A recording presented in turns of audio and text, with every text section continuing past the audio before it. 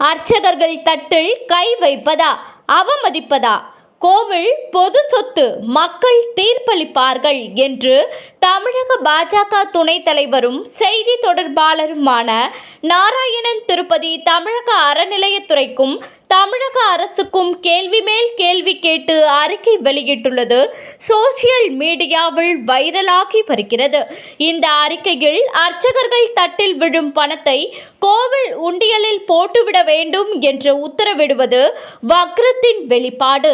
அர்ச்சகர்களுக்கு அரசு சம்பளம் வழங்க மறுப்பதற்கு காரணம் அரசுக்கு அதற்கு உரிமை இல்லை என்பதால்தான். அனைத்து சாதியினரும் அர்ச்சகராகலாம் என்று உத்தரவு பிறப்பித்த அரசு, அர்ச்சகர்கள் அனைவரும் அரசு ஊழியர்கள் என ஏன் அறிவிக்கவில்லை? நீதிமன்றங்கள் பல தீர்ப்புகளை வழங்கிய பிறகும் தன் போக்கை மாற்றிக்கொள்ள மறுக்கிறது அரசு. மலிவான சிந்தனை கொண்டிருக்கக்கூடிய திராவிட மாடல் அதிகார வர்க்கம் அர்ச்சகர்களை பல்வேறு வகையில் அவமானப்படுத்தி கொண்டே இருந்தாலும் தங்கள் கடமையிலிருந்து பின்வாங்காமல் தொடர்ந்து பணியாற்றி வருகின்றன. அதற்கு காரணம் மக்கள் சேவையே மகேசன் சேவை என்கிற உன்னத நோக்கம் மட்டுமே. பணம் அனைவருக்கும் தேவைதான். அந்த கடவுளுக்கு செலுத்தும் காணிக்கையாக எண்ணிதான் பக்தர்கள் தட்டில் பணம் அளிக்கிறார்கள். ஆனால் யாரையும் அவர்கள் கட்டாயப்படுத்துவதில்லை.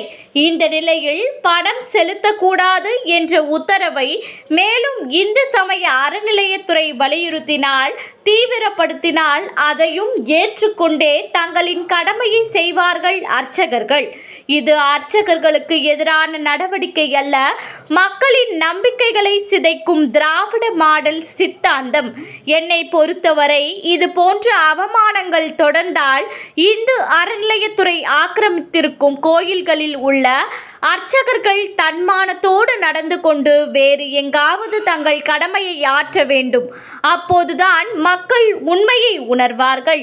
பொதுமக்களின் சொத்தான கோவில்களின் நிர்வாகத்தில், இறைவனின் வழிபாட்டில் அத்துமீறி செயல்படும் அதிகார வர்க்கத்தை மக்களே பார்த்து கொள்ளட்டும் என்று கூறியுள்ளார்.